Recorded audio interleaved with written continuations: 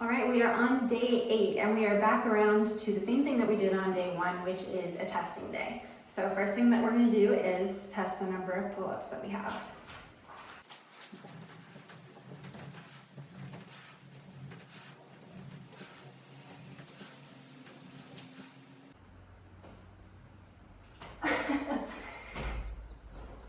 A little bit of a cheat on the last one, but I have 7 this week. Next up we have inverted rows. You have your number that you did the last time. I would encourage you to try to up that either by another set or increasing the number of reps that you have in a set. 2 sets of 8 to 10, 3 sets of 8 to 10 would be ideal. Take a break in between. I'm going to go ahead and do them on the rings. You can do this in a variety of places. I showed with the bar last week. If you have a TRX or rings, this works great too. It's harder on the TRX and rings, but just to show that I'm with you, I'm going to do a set.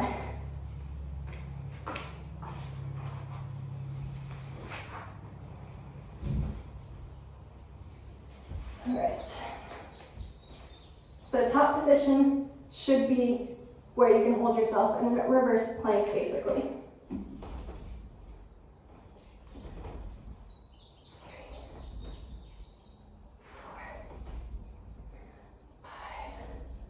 5, 6, 7, 8.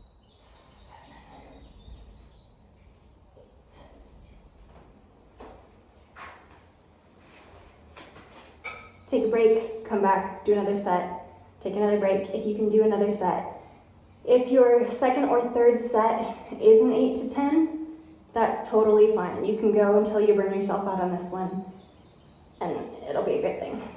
Next up, we have the assisted chair pull-ups. All right, so again, we have a number that we're working with here. The number of rows that we did, whatever that number was, you're gonna do half as many chair pull-ups. So if you burned yourself out, that's awesome.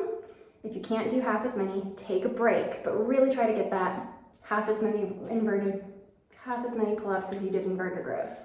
I am in a position where I can get my bar onto the ground. This week, instead of having the option to wrap your thumb around, try to get it on top. We'll go ahead and get started here while I'm talking. Remember, top position, you want your chin above the bar. That's what you're aiming for.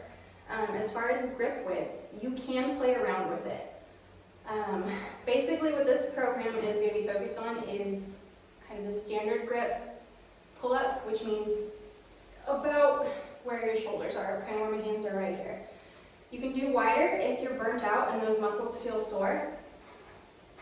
Just make sure that you're squeezing with your back. If you want to do narrow grip too, with your hands together or close, you can do that. But the goal for the pull-up for this round is going to be just a standard grip. So if you want to practice that, that's going to be really what we're aiming for. And if you're interested in training the form and doing that muscle memory and not confusing yourself, do that. I know I busted them out, but that's because I have the floor here and it's super easy. So don't feel like you have to bust them out that fast.